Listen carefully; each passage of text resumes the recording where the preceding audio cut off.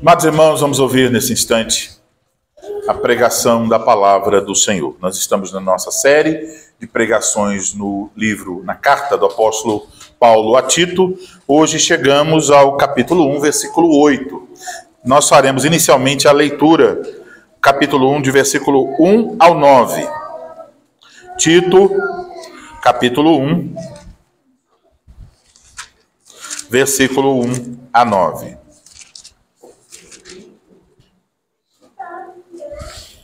Tito 1, versículos 1 a 9, assim diz a palavra do Senhor. Paulo, servo de Deus e apóstolo de Jesus Cristo, para promover a fé que é dos eleitos de Deus e o pleno conhecimento da verdade segundo a piedade, na esperança da vida eterna, que o Deus que não pode mentir prometeu antes dos tempos eternos. E em tempos devidos manifestou a sua palavra mediante a pregação que me foi confiada por mandato de Deus, nosso Salvador. A Tito, verdadeiro filho, segundo a fé comum, graça e paz da parte de Deus Pai e de Cristo Jesus, nosso Salvador. Por esta causa te deixei em Creta, para que pusesses em ordem as coisas restantes, bem como em cada cidade constituísses presbíteros, conforme te prescrevi. Alguém que seja irrepreensível, marido de uma só mulher, que tenha filhos crentes que não são acusados de dissolução, nem são insubordinados. Porque é indispensável que o bispo seja irrepreensível como despenseiro de Deus, não arrogante, não irascível, não dado ao vinho, nem violento, nem cobiçoso de torpe ganância. Antes, hospitaleiro, amigo do bem, sóbrio, justo, piedoso, que tenha domínio de si. Apegado à palavra fiel, que é segundo a doutrina, de modo que tenha poder tanto para exortar pelo reto ensino, como para convencer os que o contradizem. Agora o texto da pregação, especificamente o versículo 8. Falando do bispo, dizendo que ele deve ser antes hospitaleiro, amigo do bem, sóbrio, justo, piedoso, que tenha domínio de si. Vamos orar e pedir a bênção do Senhor.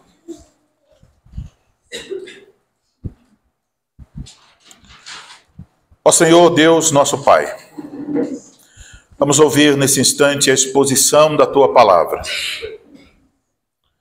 Queremos pedir a Tua bênção e graça sobre aquele que haverá de falar, para que não o faça de si mesmo, confiando em sabedoria humana, mas que dependa do Senhor e faça pelo poder do Espírito Santo, com toda a fidelidade, com clareza, buscando sempre a glória do Teu nome. Ajuda a todos nós, para que possamos dar a devida atenção à pregação da Tua palavra, ouvindo-a não como quem ouve a um mero homem falando, mas por trás do pregador, ouvindo a exposição da Tua palavra, possam ouvir a voz do Supremo Pastor, o nosso Senhor Jesus Cristo. Estende a Tua graça sobre o Teu povo, faz com que a Tua palavra prospere em nosso meio, que ela nos corrija, nos oriente, nos console, nos anime e que estejamos encorajados para buscar no Senhor tudo aquilo que precisamos para praticar aquilo que ouviremos nesta manhã. Oramos em nome de Cristo. Amém. Amém.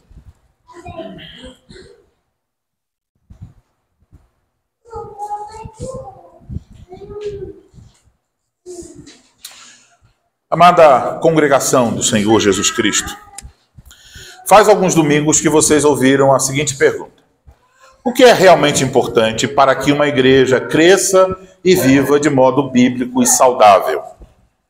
E o que nós temos observado, ao olhar para esses 9 primeiros versículos da carta de Tito, versículo 1 a 9, é que a resposta pode ser resumida da seguinte forma: A primeira coisa que a igreja precisa para crescer de forma bíblica e saudável é da fiel pregação do evangelho.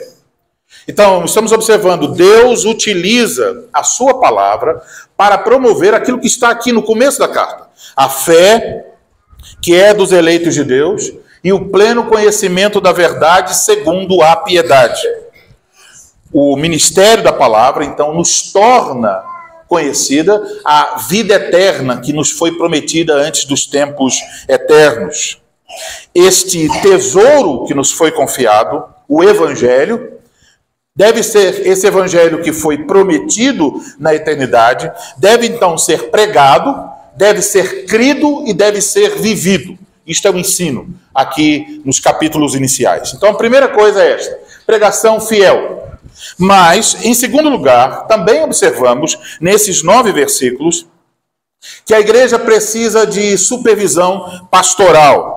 Conforme o que nós lemos aqui, esta supervisão deve ser realizada por presbíteros qualificados. Então, esses presbíteros em nosso texto também são chamados de bispos. Quer dizer que eles supervisionam, eles vigiam, eles olham para cuidar do rebanho. Eles são chamados também de pastores. Isto quer dizer que eles têm a responsabilidade de alimentar e cuidar das ovelhas de Cristo. Podemos dizer que esse trabalho dos presbíteros é o trabalho, juntando a palavra bispo e pastor, é o trabalho de supervisão pastoral. O trabalho de supervisão pastoral tem o mesmo objetivo da pregação, a saber, promover a fé que é dos eleitos de Deus e o pleno conhecimento da verdade, segundo a piedade, tendo em vista a vida eterna. Então, é responsabilidade dos presbíteros alimentar, cuidar, corrigir e proteger as ovelhas de Cristo, e eles usarão para isso exatamente o que nós vimos no primeiro ponto, a palavra de Deus. Isso pode ser observado quando olhamos, por exemplo, para o versículo 9. Eles devem cuidar para que haja ensino fiel na igreja, eles devem ser homens que conhecem as Escrituras. Portanto, a pregação fiel e a supervisão pastoral, essas duas coisas que aparecem no início da carta, elas não estão separadas. Não é para escolhermos uma e negligenciarmos a outra. Então, o entendimento aqui é que a igreja possui um tesouro. Este tesouro é o evangelho da graça de Deus. Os presbíteros são os administradores, os mordomos, a palavra aqui, os despenseiros de Deus na administração deste tesouro, o evangelho.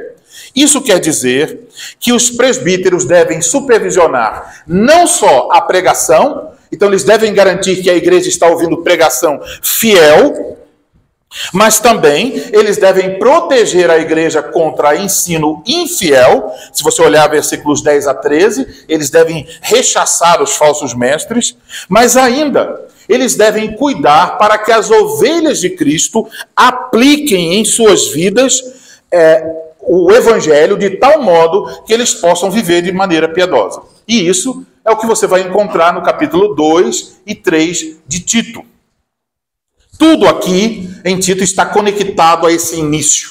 Então veja, os presbíteros guardam o evangelho, evitam os falsos mestres, versículo 10 em diante, ensinam a igreja a piedade, capítulo 2 e 3. Portanto, amados irmãos, ao olhar para essas qualificações que são apresentadas aqui, nós não estamos olhando para um conjunto de regras moralistas que nós devemos cumprir.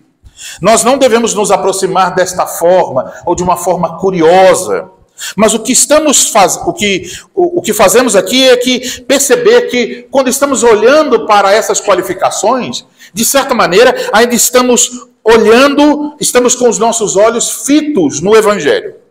Temos esse tesouro, o evangelho da graça de Deus. Esse evangelho deve ser pregado, preservado, aplicado. E tudo isso, pregação, preservação e aplicação do evangelho, está ligado ao trabalho dos presbíteros. É por isso que o Espírito Santo nos diz, como vimos no último domingo, é indispensável que o bispo seja irrepreensível como despenseiro, administrador do quê? Do evangelho. Em primeiro lugar, o texto, então, explica como é que ele vai ser irrepreensível como despenseiro de Deus. Explica isso dizendo que ele não deve ser. E já vimos isso. Versículo 7. Ouvimos sobre isso no último domingo. Agora, versículos 8 e 9 dizem como é que o que ele deve ser. Então é importante que não se perca de vista aqui que essas coisas estão vinculadas ao trabalho de supervisão pastoral e ao evangelho que deve ser proclamado, preservado e aplicado. Assim sendo, requer-se de quem guarda, quem cuida, quem distribui esse tesouro, que haja na vida dessas pessoas que têm esse encargo evidências claras, frutos claros de que eles creram no Evangelho e que eles possuem o fruto do Evangelho. Então, não tem aqui uma coisa como dissesse, aqui está o Evangelho, aqui estão regras moralistas. Estamos vendo os frutos do Evangelho ao olhar para o versículo de número 8. Por isso, apesar desses frutos aqui serem indispensáveis aos presbíteros, quando nós nos aproximamos agora dos frutos, entendam, isso diz respeito também aos homens todos da congregação, às mulheres da congregação e até a criança menor. Tudo isso são frutos do Evangelho. E o que o Evangelho faz? A primeira coisa que o Evangelho faz é mudar o relacionamento das pessoas. Por isso, as qualificações começam dizendo, marido de uma só mulher, que tenha filhos que não são acusados de dissolução. Então, tanto ele como marido, como pai, tudo está aqui bem claro, que isso há uma mudança na vida desse homem. Mas o Evangelho faz também com que esse homem evite certas coisas, versículo 7, e com que ele pratique outras coisas, 8 e 9. Portanto, ao ouvir sobre este último grupo de qualificações, todos nós devemos fazê-lo com interesse, pois são exatamente esses frutos aqui, do versículo 8, que devem ser vistos na vida de todos nós, uma vez que nós temos sido alcançados pela graça de Deus. Ao olhar, então, para o versículo 8, a primeira coisa que nós devemos notar é que existe um antes, diz o versículo. Antes, e aí vem a lista. Esse antes quer dizer ao contrário do que foi dito no versículo de número 7. Então faz um contraste. O 7 diz, não seja, isso ele não pode ser assim. E o 8 diz, pelo contrário, ele tem que ser desta forma. Poderíamos usar aqui uma outra linguagem extraída da carta de Paulo aos Efésios. O versículo 7 descreve o que os presbíteros devem lançar fora, aquilo que eles devem se despir. Os feitos do velho homem são listados no versículo 7. E o versículo 8 é aquilo que ele deve se revestir. Os feitos do novo homem, a vida transformada em Cristo, aparecem aqui. O homem criado segundo Deus em verdadeira justiça e santidade aparece no versículo 8. Vejamos então esses frutos do Evangelho na vida dos presbíteros, mas também, coloque aqui logo, na sua vida, na vida da sua família. 6 frutos são apresentados no versículo 8.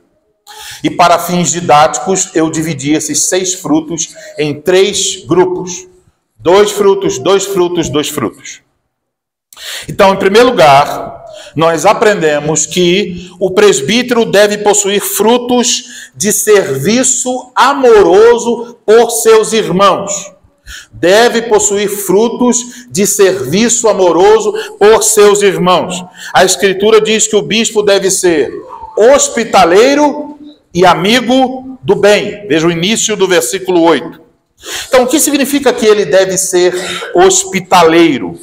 A palavra hospitaleiro, no texto grego, significa alguém que ama estranhos, desconhecidos.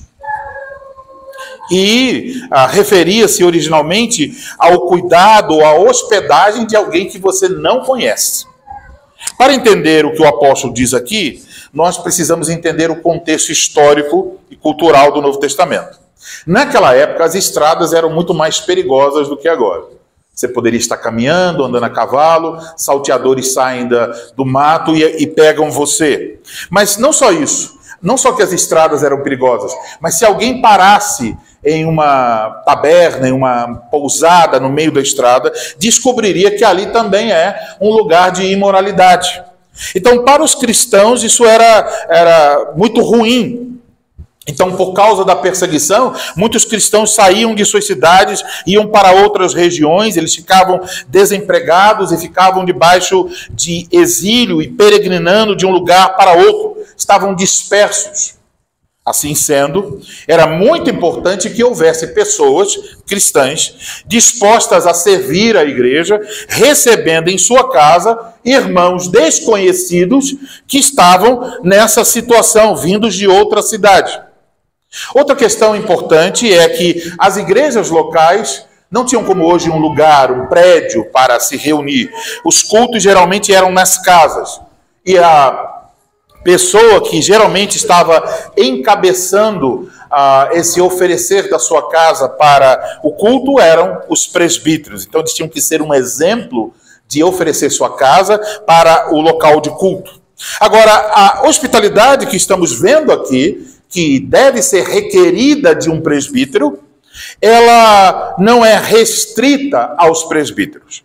1 Timóteo, capítulo 5, versículo 10, quando o apóstolo Paulo está falando das viúvas que poderiam receber ajuda da igreja, ele menciona que as mulheres que iriam receber ajuda deveriam ser mulheres que haviam, abre aspas, exercitado a hospitalidade, lavando os pés aos santos, socorrido a atribulados.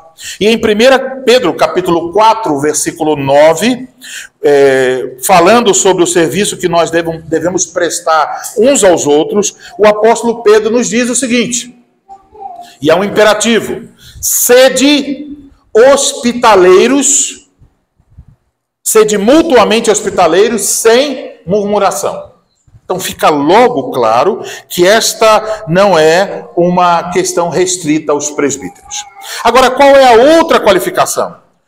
A outra, ligada a esta, é que o presbítero deve ser um homem amigo do bem.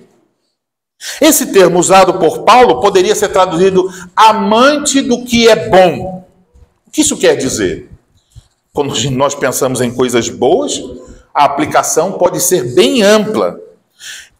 Refere-se a amar o que é bom. Então, pode se referir a pessoas, pode se referir a palavras, pode se referir a obras, a coisas. É muito amplo.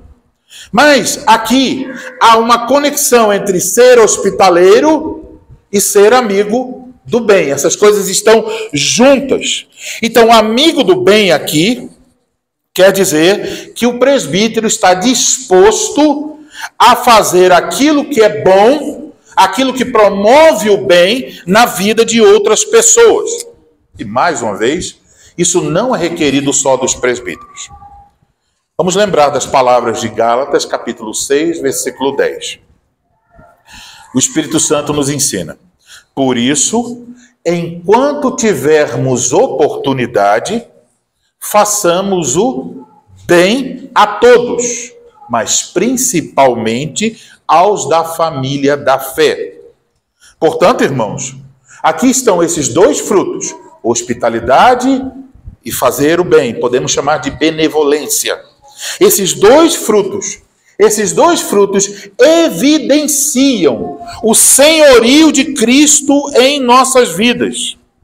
Evidenciam uma disposição amorosa em servir aos outros. Isso implica em sermos hospitaleiros e devotados à benevolência para com os outros. Essas duas qualificações, elas entram em contraste com o fato de que o presbítero não deve ser cobiçoso de torpe ganância. Então, cobiçoso de torpe ganância, o desejo de lucrar, de arrancar alguma coisa das pessoas, isso é o desejo dos falsos mestres. Porque eles não se preocupam com doutrina? Porque eles não se preocupam com igreja fiel? Porque eles não se preocupam com pastoreio?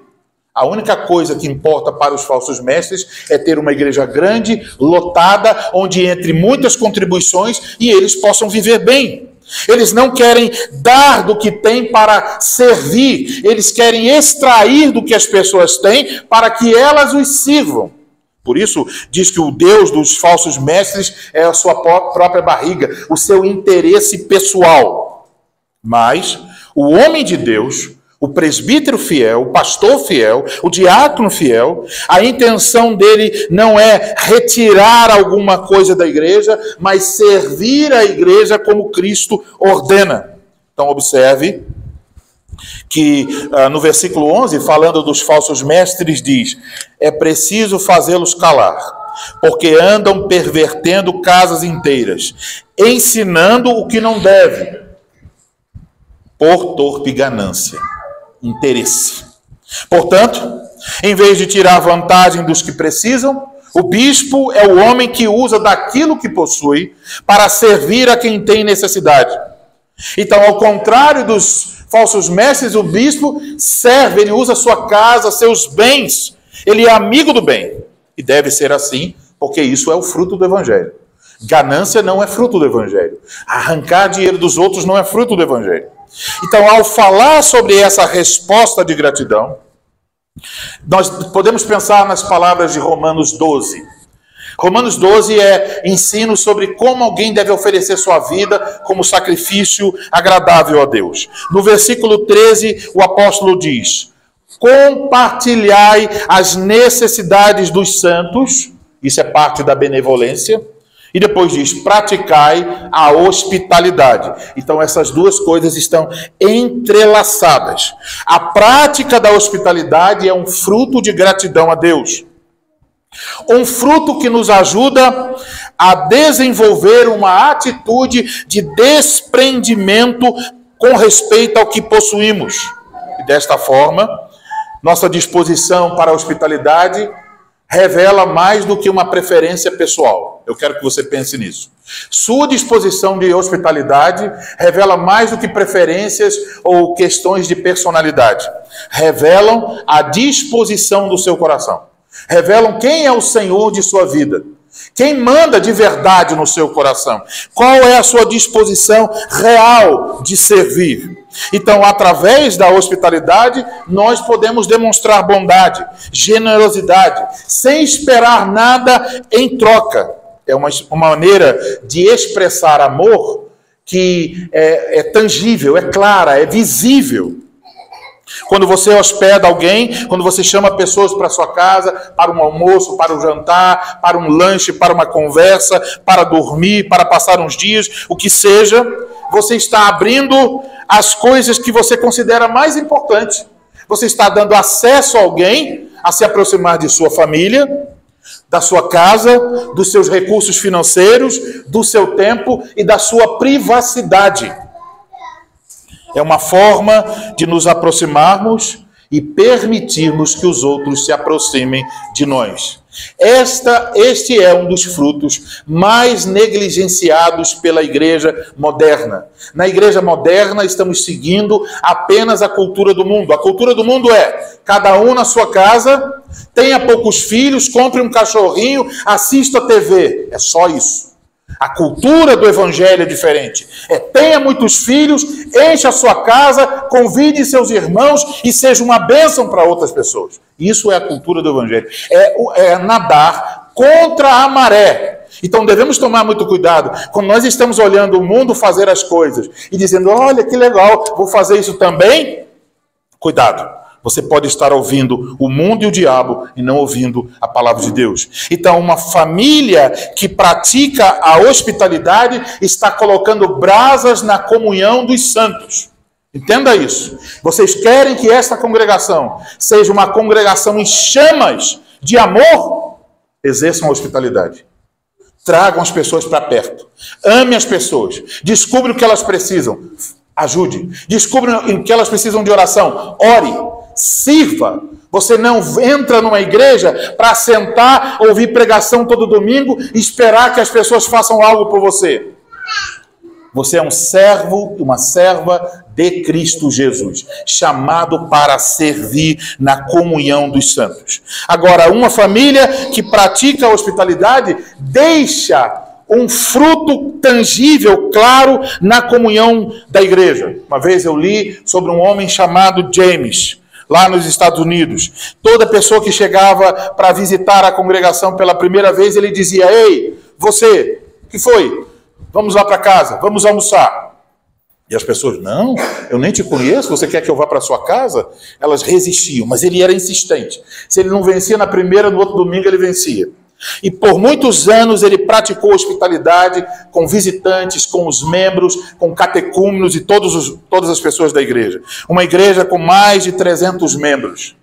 E um belo dia, o James teve que mudar de cidade, porque a empresa foi transferida e ele teve que se mudar.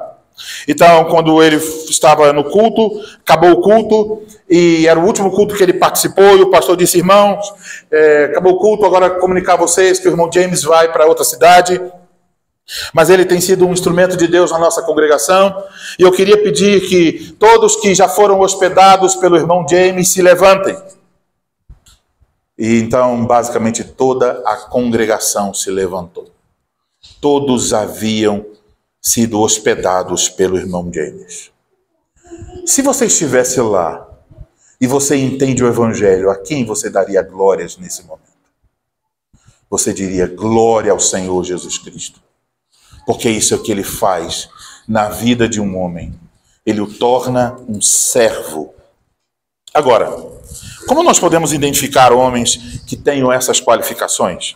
Eu poderia passar amanhã tentando listar para vocês, mas eu vou apenas citar algumas. Ele vai ter uma disposição de serviço amoroso. Isso vai ser percebido na comunhão dos santos. Vai ser percebido após o culto, por exemplo. Um homem que possui esses frutos, ele estará pensando assim: hoje nós temos visitantes, eu quero que eles se sintam bem à vontade em nosso meio, vou saber quem é. Ele vai procurar, vai encorajar, vai servir. Talvez ele vai dizer: você gosta de café? Gosta. Ele vai pegar o café para o visitante e trazê-lo. Mas tem um outro irmão conversando com o visitante, ele diz: irmão, você quer café também? Ele também trará. Ele vai fazer tudo que está nas condições que Deus lhe deu para demonstrar benevolência, gentileza e carinho para com os demais irmãos. Ser hospitaleiro é ter a alegria de compartilhar as bênçãos que Deus tem dado a você. Então, deixe eu colocar isso de outra forma.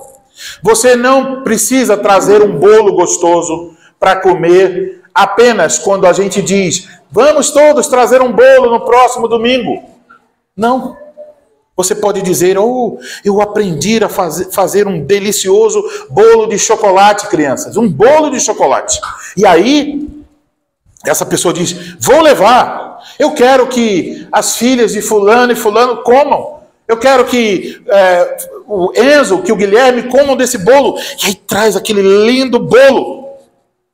Como um ato de generosidade, de benevolência, de ver as crianças, os adultos se alegrando com o dom que Deus te deu. Isso é o evangelho. Não é quando nós chegamos aqui e fazemos: vamos anotar, dia do bolo. Trazer o bolo. Todo mundo traz um bolo. Aí a pessoa vai lá, pega a pior farinha de trigo, a má vontade do coração, pega a massa e faz assim: fazer esse bolo, esse meu marido fica me botando nessas furadas de ter que fazer bolo para a igreja. Então isso não é o evangelho, isso não é o Espírito Santo. O Espírito Santo age de um jeito em que você está lá e pensa: puxa, eu posso fazer esse bolo para os meus irmãos.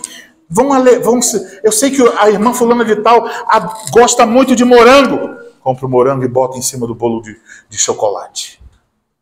Então, quando nós temos esse amor e carinho uns pelos outros, Cristo é glorificado.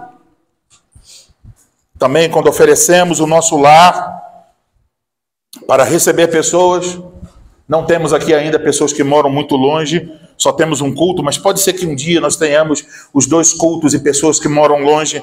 Imagine você dizer: irmão, fique na minha casa, para que você não precise ir embora para casa, você já fica para o segundo culto.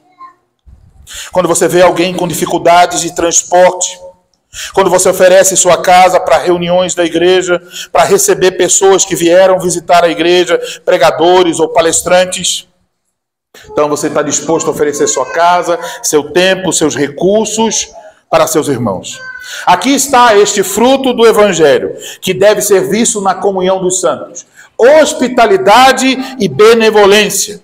Mas, irmãos, isso não é algo que nós produzimos automaticamente. Você tem que buscar isso. Você tem que buscar servir de forma intencional. Não só os bispos, não só os homens, mas todos. Na verdade, é muito difícil dizer que um homem possa ser hospitaleiro sem que sua esposa não esteja envolvida nisso também. Então respondam para si mesmos agora. O seu lar está aberto à comunhão dos santos?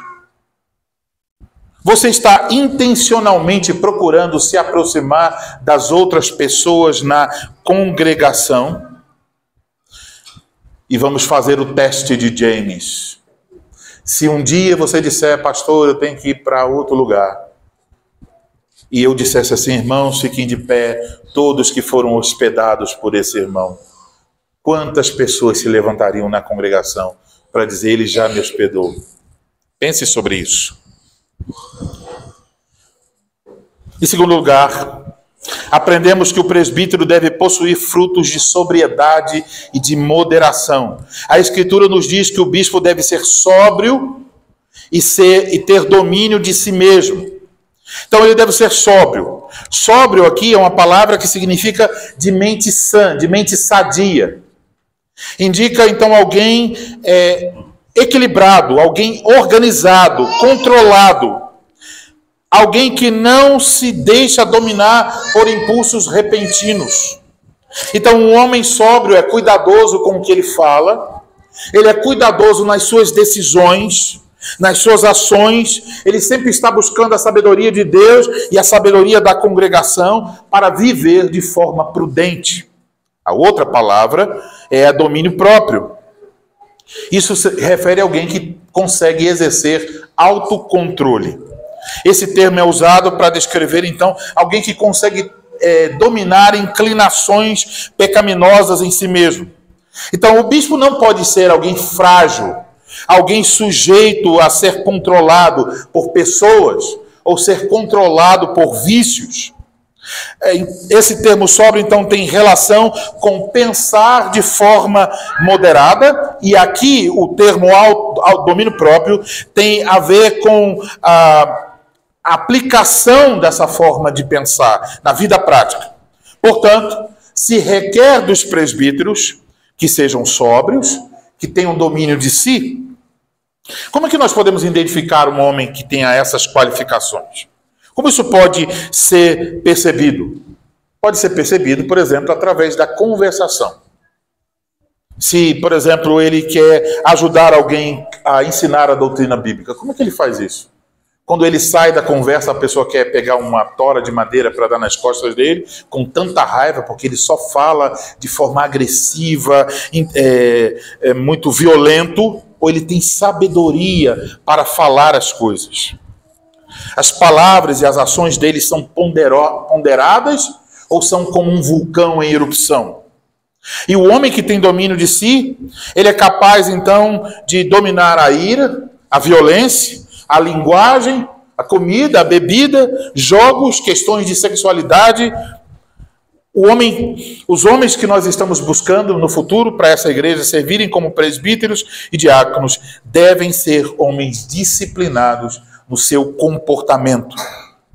Homens que agem e falam com moderação. Mas não pensem que esses frutos são requeridos apenas dos presbíteros. Todos nós somos chamados a ser sóbrios. E é interessante observar que aqui na própria carta de Tito isso é evidente.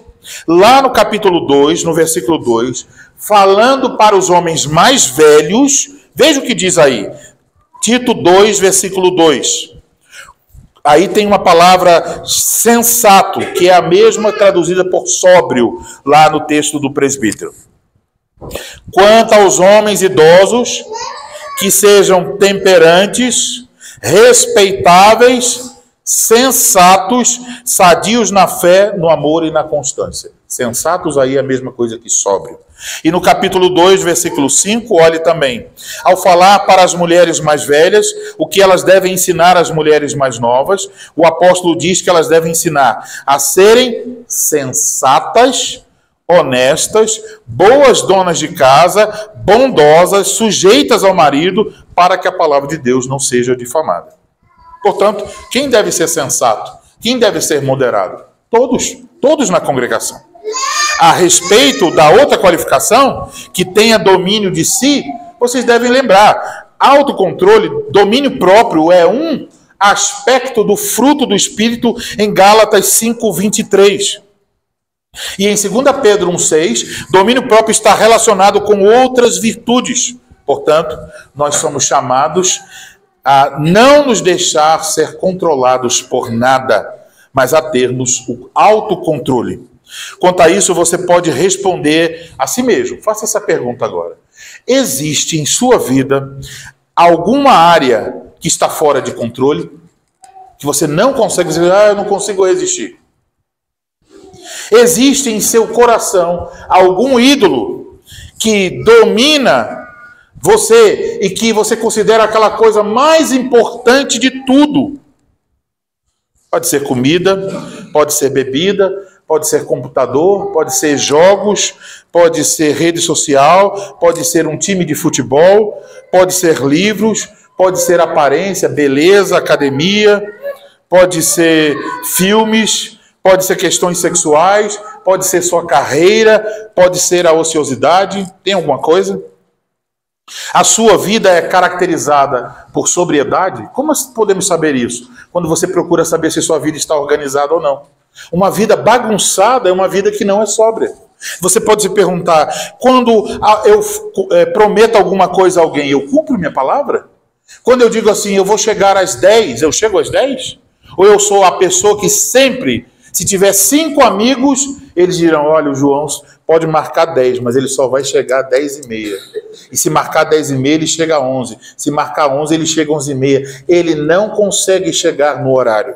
Uma falta de moderação e de autodomínio. Isso também é algo que o homem de Deus deve evitar. Ele deve ser sóbrio e deve ter autodomínio. Terceiro lugar, aprendemos que o presbítero deve ser correto no seu relacionamento com os homens e com Deus. O texto diz que o bispo deve ser justo. Justo aqui é alguém que essa palavra justo aqui tem a ver a maneira como nós procedemos no nosso relacionamento com os homens. Como que nós podemos identificar um homem justo no relacionamento com os outros? Ele vai tratar as pessoas com devido respeito. Isso vai se refletir na sua forma de falar, na sua forma de agir. Ele não será precipitado nos seus julgamentos. Então, ele vai dar a cada pessoa aquilo que ele é devido. Respeito, honra, consideração, amor, etc. Ele procura desenvolver relacionamentos justos. Mas também o texto diz que ele deve ser piedoso. E piedoso fala do relacionamento com Deus. A palavra piedoso significa religiosamente direito ou santo. Então, enquanto justo é o relacionamento com os homens, piedoso é o relacionamento com Deus. E como é que nós podemos identificar um homem piedoso? Em primeiro lugar, temos que ter certeza que ele é salvo em Cristo Jesus, porque quem não é salvo nunca poderá ser piedoso. Mas depois nós podemos nos perguntar, ele cultiva uma vida de oração, ele lê as Escrituras, ele procura aprender a sã doutrina, ele aplica a palavra de Deus à sua vida, ele procura crescer no conhecimento da verdade, ele tem alegria em cultuar, ele tem alegria em servir a Deus. Uma grande pergunta que você pode fazer a si mesmo e perceber se você é uma pessoa piedosa. Pense sobre o domingo. O dia do domingo é o melhor dia da semana para você? É um dia de deleite, de alegria, de prazer, porque você vai estar cultuando a Deus, porque você vai estar com os seus irmãos? Se não é, então isso é um mau sinal. Um homem piedoso é alguém que tem deleite no dia do Senhor. O dia do Senhor não é um fardo, é uma alegria. E ele vai, com esse estilo de vida, tornar-se um modelo para outras pessoas do que significa viver para Deus e viver com Deus. Então, irmãos, assim olhamos para esses 3 pares de qualificações que apontam para o fruto do Evangelho na vida daqueles que podem servir como bispos, como despenseiros da casa de Deus. Frutos que dizem respeito ao serviço amoroso e benevolente, que dizem respeito à sensatez e ao autocontrole, que dizem respeito ao relacionamento com os homens e o relacionamento com Deus. Portanto, amados irmãos, olhando para esses 6 frutos, percebam quão séria é esta questão da escolha de oficiais. Nós temos visto a importância do trabalho dos presbíteros na supervisão pastoral para o crescimento saudável da igreja. Mas se uma igreja se torna desleixada, nós não vamos escolher presbíteros semana que vem, mas provavelmente daqui a alguns anos nós faremos isso. Então pensem bem, se uma igreja se entrega ao desleixo, quando vai escolher homens para os ofícios, ela vai ter o efeito reverso de tudo isso. Em vez de ser conduzida à maturidade, ela vai ser conduzida para longe de Cristo Jesus. Vou dizer algo bem sério. Uma igreja nunca será mais madura do que os seus oficiais. Nunca. Se os oficiais forem homens fracos, a igreja vai ser sempre uma igreja fraca. Sempre vai continuar em todas as suas fraquezas. As pessoas vão olhar e dizer, eu posso fazer isso porque o presbítero fulano de tal faz pior. Os homens da igreja, os mais fracos da igreja, poderão dizer, eu sou melhor do que os presbíteros da igreja. E quando nós chegamos a esse ponto, significa que nós estamos descendo uma escada que não vai levar a um lugar muito bom. Então, eu espero que vocês se lembrem disso todas as vezes que tiverem que indicar nomes e forem eleger homens para os ofícios. Guardem essas 2 coisas. Nunca devemos requerer menos do que Deus requer. E nunca devemos requerer mais do que Deus requer, porque seriam homens perfeitos e aí não teria oficial. Mas devemos requerer exatamente o que nós estamos aprendendo aqui. Esse tipo de homem deve servir como oficial na igreja de Cristo. Agora, o que ouvimos aqui não se aplica somente a eles. Todos os homens, na verdade, todos os membros. O que se lê aqui são evidências da graça de Deus, frutos do evangelho na vida dos homens, na vida das mulheres, na vida dos jovens, das crianças. O que estamos vendo é um padrão de maturidade cristã. Padrão de maturidade que todos os membros dessa congregação devem perseguir e evidenciar. Todos devem desejar chegar a esse padrão. E mais uma vez, é muito fácil, ao olhar para isso aqui, essas qualificações, você dá uma olhadinha para o lado, ou na sua cabeça pensar assim, eu posso apontar 30 pessoas que não têm essas qualificações. É fácil fazer isso. Pensar, o meu primo, o fulano de tal, o meu ex-pastor. Você pode apresentar um monte de pessoas. Mas a pergunta é, quantos de nós podem dizer, eu estou vivendo esses frutos na minha vida? Deus tem feito isso no meu lar, no meu casamento, na minha família, nos meus filhos. E essas qualificações, então, são um chamado, especialmente, principalmente, para cada homem desta congregação, para que busque a graça de Cristo, para que use os meios que Cristo dá, para você se tornar um homem mais maduro em Cristo Jesus. Amados irmãos, lembre-se disso. Cristo nos resgatou, não para sermos meninos inconstantes, mas homens segundo a estatura de Cristo. Portanto, nós devemos, como igreja, desejar que cada homem desta congregação, não só os que estiverem no ofício, mas todos os homens, sirvam como pastores e bispos dentro de sua própria casa, como homens maduros e qualificados. Lutemos, ajudemos uns aos outros, oremos e peçamos a graça de Cristo. Oremos sempre também pelos presbíteros, pastores, diáconos, para que Deus lhes dê graça de viverem o Evangelho. Oremos pelo futuro da igreja, pelos futuros homens que serão escolhidos para serem presbíteros aqui. E confiemos, acima de tudo, no Senhor Jesus Cristo, para crescermos em maturidade. Cristo, o homem perfeito, em quem todos esses frutos podem ser vistos de maneira clara e perfeita. Ele, e somente Ele, é a garantia de que nós podemos viver dessa maneira. Por causa dele, nós podemos frutificar para a glória dele. Por causa dele, nós temos o Evangelho e os frutos do Evangelho. Por causa dele, nós podemos ouvir a pregação fiel todo domingo. E devemos também desejar pelos mesmos frutos desta pregação. Que Deus nos conceda a graça de que assim aconteça. Amém.